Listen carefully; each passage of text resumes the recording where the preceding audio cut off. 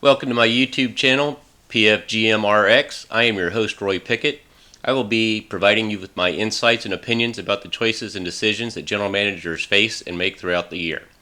In my last video, I broke down my analysis of the receivers. Based on their 2018 production, I explained that Michael Thomas should be the second highest paid wide receiver behind DeAndre Hopkins. I showed that Thomas was worth approximately $16.6 million. However, due to the market, if I wanted to keep him on my roster, I would offer him a 5-year, $93 million contract with $51 million guaranteed for an average of $18.6 million per year. Last week, he signed a 5-year, $100 million extension with $61 million guaranteed. So in this episode, I will be analyzing running backs with Zeke Elliott and Melvin Gordon holding out for new contract extensions. I'm going to be following the same sort of format as I did with my wide receiver video. The first thing I look at are the individual performance metrics. This individual performance metric that I'm looking at here is their yards rushing divided by the team rushing attempts. This is similar to the yards per route run for wide receivers, and it's basically just seeing how well these running backs are doing. My production prototype for my RB1 would be 1,128 yards rushing on 480 team rushing attempts. And that averages out to 2.35 yards per team attempt. I'll be using that adjustment factor for weighting to make sure each one of these performance factors are equally weighted. When I looked at this list, I see Saquon Barkley was at 157% more than my standard at 3.69. Zeke Elliott and Joe Mixon, they came in at 139 and 138% respectively at 3.27 and 3.25. James Conner showed up pretty well here at fourth on the list at 2.82 yards per team attempt at 120% more than my standard.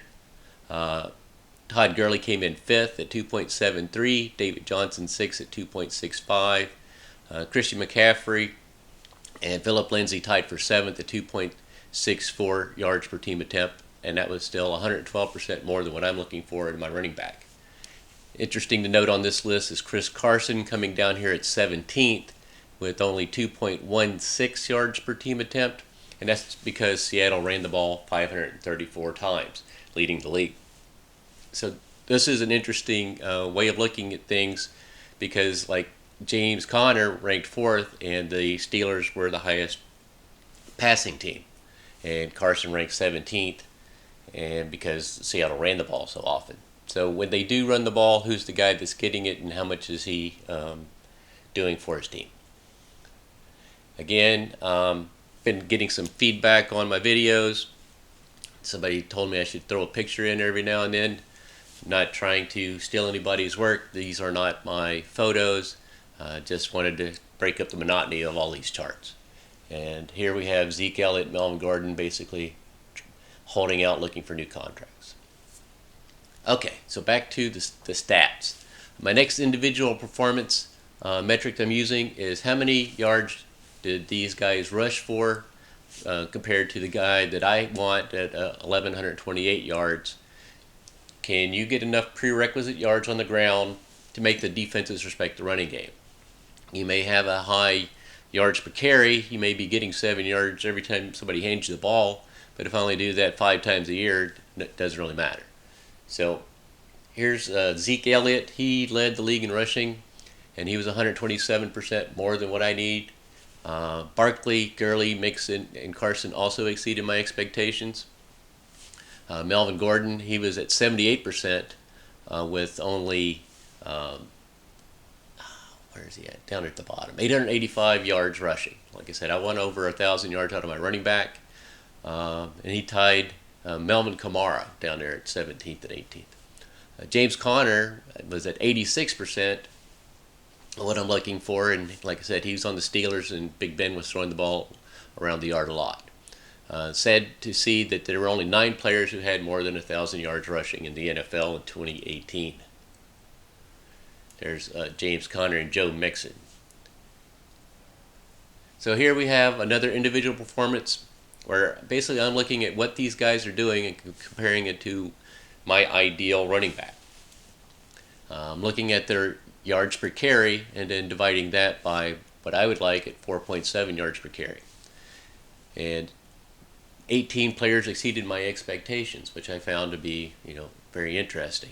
Kenneth Dixon was at 5.55, but I think he only had like 60 carries. So if I just wanted to take a look at some guys that got more than 48% of their team rushing attempts, i.e. they were getting a high volume, and they still were able to get a high yards per carry, these standouts made themselves available with Philip Lindsay.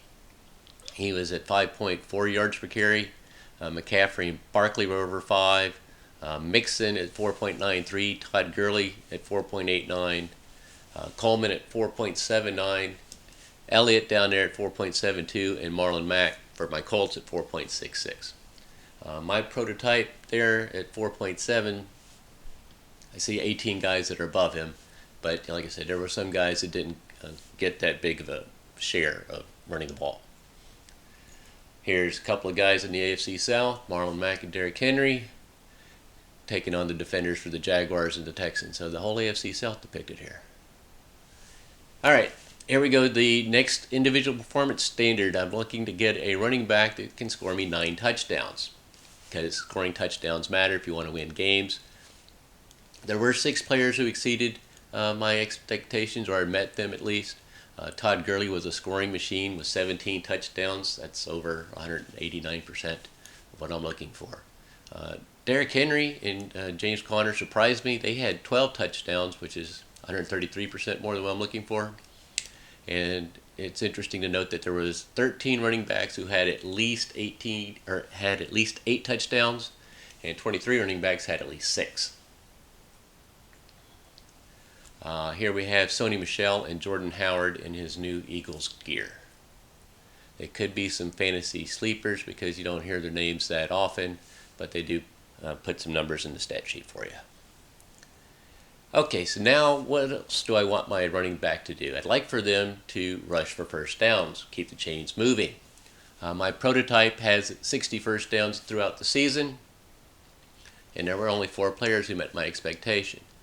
Zeke Elliott had 74 first downs, and that was 123% of my expectation. Carson and Mixon had 61 and 60, and there were 13 running backs who had at least 50 first downs, and 20 running backs who had more than 40 first downs. Interesting to note here, Saquon Barkley had 70% of the Giants' first downs. So that's very impressive. That's a market share slide I'll be showing in a minute. Johnson, Elliott, Mixon, Conner had over 60% of their team's first downs. Gurley, Mack, Barber, and Chubb had more than 50% of their team's first downs. So even though I'm looking for 60, these other guys were at least doing their fair share for their respective teams. So this is what I call first down efficiency. How many first downs do you get divided by your rushing attempts? So like I said, if I wanted my running back to have 60 first downs, and I'm going to give him the ball 240 times, that's a 25% first down efficiency. So at this list, I'm taking a look at how many players had more than 200 carries and a 25% first down efficiency. That list included Todd Gurley, Conner, Sony Michel, and Joe Mixon. Honorable mention, didn't quite just make it, but we're very close. Alvin Kamara, Marlon Mack, Philip Lindsay, Joe Mixon, Chris Carson, Nick Chubb, Christian McCaffrey, Derrick Henry, and Zeke Elliott. I think the problem here was either Zeke had too many rushing attempts, so that hurt his efficiency. Talking about Melvin Gordon at 26.9 first down efficiency, he ranked 7th. And so when you take into my adjustment factor, he's at 107% of my standard. So he meets what I'm looking for. Austin Eckler, his teammate, was at 23.6 first down efficiency, which ranked him 21st. But that's still 94% of my standard. So even though Melvin Gordon is the kind of guy that I like, Austin Eckler is right there ready to take over if Mr. Gordon doesn't show up to camp. Here I have Chris Carson and David Johnson in the NFC West. I really like David Johnson. He's in my fictional team that I'm writing about in my book. I like his versatility. I digress. As we move on, here's all of those individual performance adjustment factors added together. When I divided by my 2.35, 1128, 4.7, 9, 60, and 25%, those are the way that I was able to make each one of those equal in their weighting. This metric will determine the most productive running back in the NFL as an individual, and basically that includes the benefit or hindrance of their situation. Todd Gurley was at 7.46, mostly due to this 189% adjustment factor in touchdowns. Having 17 touchdowns when I'm only looking for 9, and no one else really touching him, that really weighted him heavily. Maybe that's due to Sean McVay's system. Conversely, Saquon Barkley ranked second with 6.62, despite the poor Giants offense, and that just maybe they were relying so much on Barkley, he got a large accumulation of statistics. Zeke Elliott, he came in third at 6.54, so maybe he's overused, or maybe his offensive line play was pretty good. Despite that, I'm just looking at 8 running backs exceeded my prototype of a 6.0. When I added all of those 6 different factors together, I get a total of 6. And there were 19 running backs that were over 5.15. I'm going to use this individual performance factor that I've added all these things together, and I'm going to multiply that by a market share factor, and I'm going to get that to determine an overall ranking factor when it comes to rushing. So now I'm looking at market share. In this particular slide, I'm looking at how many rushing attempts a player had, dividing it by how many running attempts the team had. This is basically you being a bell cow. My production prototype, he will take 240 carries, and if my team runs the ball 480 times in the season, that would give him a 50% market share. 10 running backs exceeded my standard. So when the Giants ran the ball, 74% of the time it was Saquon Barkley. David Johnson had 73% of the Cardinals' rushes. That is a high workload when it comes to just having one guy being your sole ability to run the ball. Guys in the 60th percent or higher were Elliott, Mixon, Connor, Adrian Peterson, and Peyton Barber.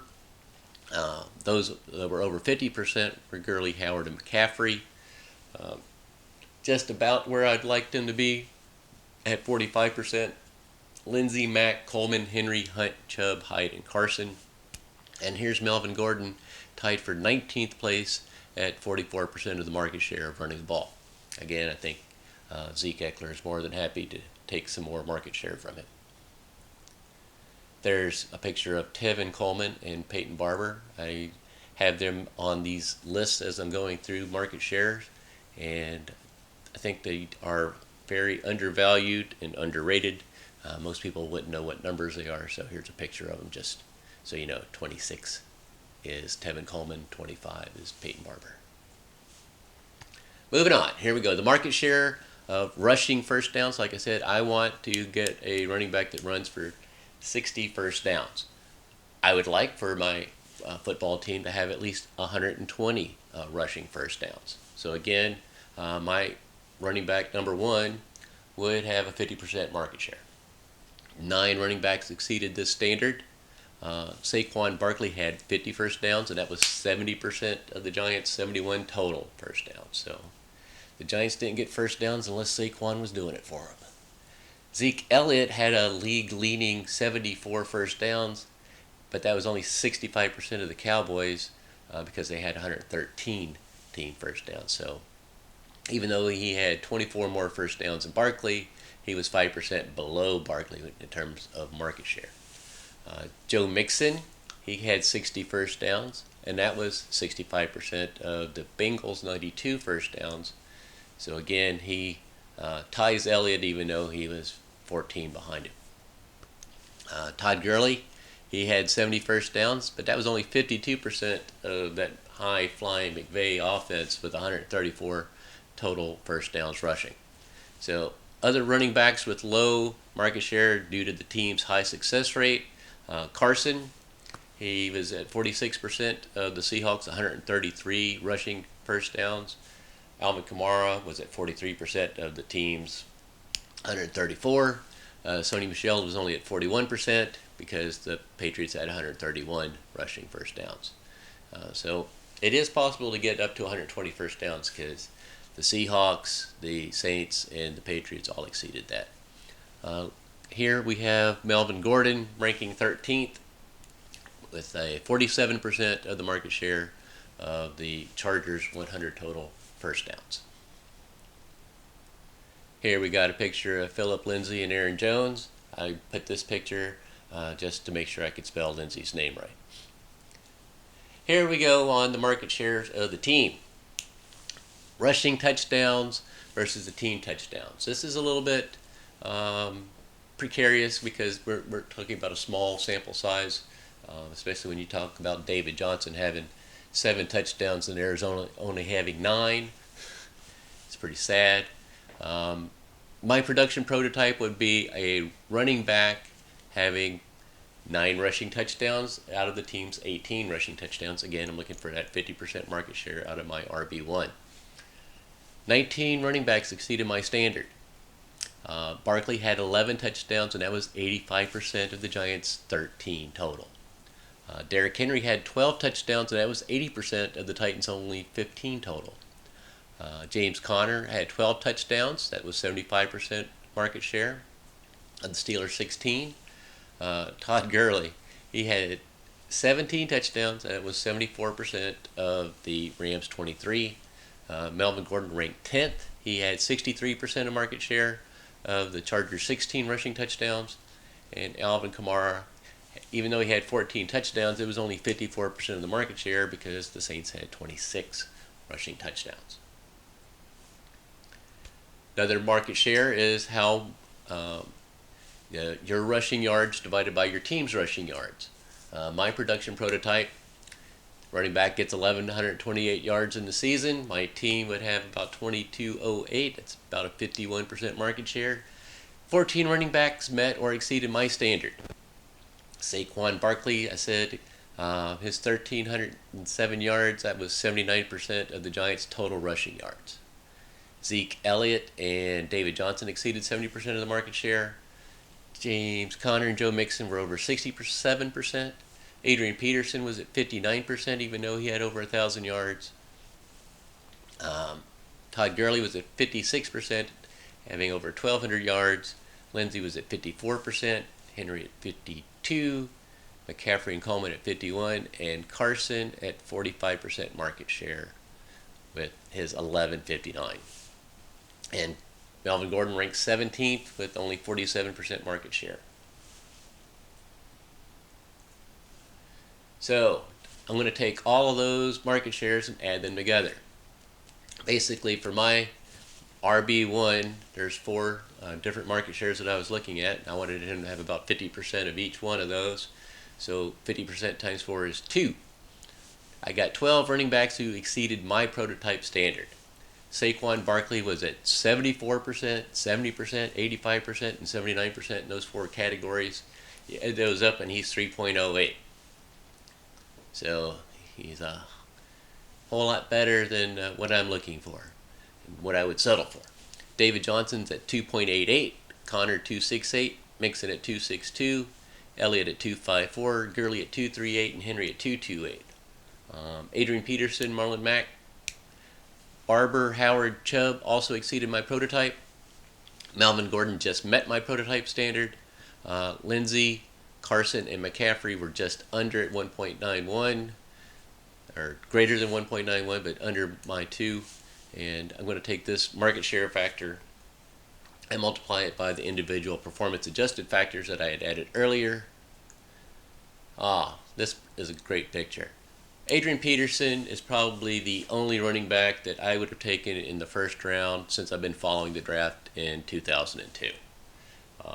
The reason why is you can get a guy like Nick Chubb in the 2nd, 3rd, 4th round, and after 4 years you can replace him with a new, cheaper version. But Adrian Peterson, just to me, was something special, And here it is 2019, and he's still making lists of top running backs. So just a side note. Okay, so here we go. Overall ranking rushing factor. I take my individual performance adjusted factors of 6 and I multiply that by 2 to get my ORF, that market share. Yeah, here we go. Down here I got 6 for my player adjusted factor and 2.01 for my market share factor. So that gives me a ORF rushing, overall ranking factor for rushing, at about 12. So Saquon Barkley's market share of a poor Giants team ranks him first overall at 20.38. So I'm looking for 12. He's up there at 20.38. Gurley is on that great Rams team, and it ranks him second overall at 17.75. 9 running backs demonstrated enough individual production and a large enough market share of the offense to exceed my prototype and overall rushing performance. So this metric only considers production rushing the ball compared to the other running backs in the NFL on their respective teams. I'm saying Joe Mixon was more important to the Bengals, with his ranking of 16.7, running the ball, than Zeke Elliott was to the Cowboys at 16.6. Chris Carson was more productive running for the Seahawks at 11.7 than Melvin Gordon was for the Chargers at 11.6. But that's just running the ball. What about receiving? What does that have an impact? So here I have 2 of the high profile guys. They had Christian McCaffrey at 42 and Alvin Kamara at 14 in the NFL's top 100. These 2 guys are kind of the epitome of dual threat rushing and receiving. So just like with the wide receivers, I go into my individual performance standards. Yards receiving per team passing attempts, like that yards per outrun substitution. For the running backs, I'm looking for about 430 yards out of the 512 attempts. And so that gives him about a 0.84 yards receiving per team passing attempt. And that's my adjustment factor for weighting. Christian McCaffrey was 183% more than my standard. That's ridiculous at 1.54 receiving yards per team attempt. Cohen was at 169%. Kamara was up there at 163%. White was up at 156%. Barkley, Elliott, Gurley, and Gordon were all exceeding. TJ Yeldon at 0.91 was still over what I'm looking for, and was David Johnson at 12. So I got 12 guys receiving the ball better than what I expect out of my RB1. Eckler came in 13th and was at 94% of what I'm looking for. Connor was about 86% of what I'm looking for, and Mixon is about 65% of what I'm looking for. So Mixon's not really a great pass receiver. We can just chalk that up to that. Next, I'm looking at yards receiving per reception.